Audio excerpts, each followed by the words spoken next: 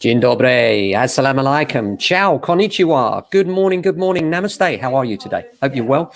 April Fool's Day, April the 1st, 2021. We got here. How are you? Hope you're having a good day. If you've never been here before, then welcome. If you're back and you've been here before, then welcome back. Thanks very much for coming. This is Ken at 10. I broadcast every weekday from our offices in Southwest London, mostly. Not yesterday, because we were doing Homes Under the Hammer filming.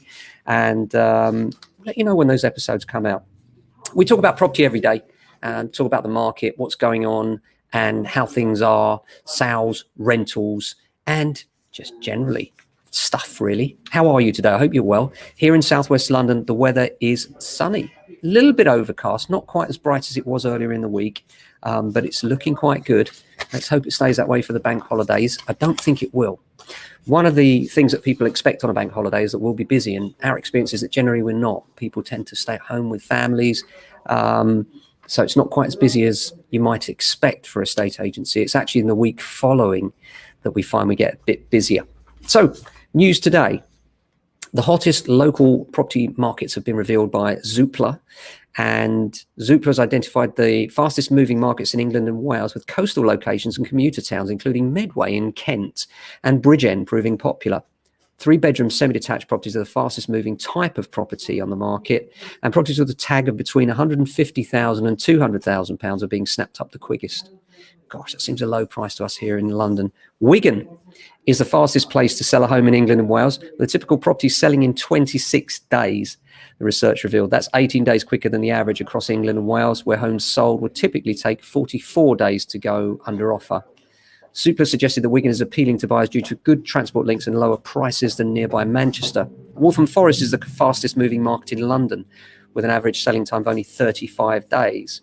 A leading estate agent, another article here about properties going for way above asking price, and this is Cornwall. Now, we've said for a while now that the leading searches on Rightmove have been Devon and Cornwall, and this is surprising because in the past it's always been us here in London. London property searches have been the thing, and now what's happened is, of course, with the pandemic and now with the Zoom Nation, all those KPIs going through the roof as people home commute, people are saying, hey, if I only have to go to the office once a month or maybe even once a week, I can live anywhere.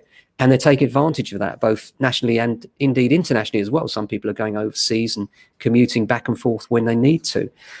So a complete sea change in some people's outlook in what they can do.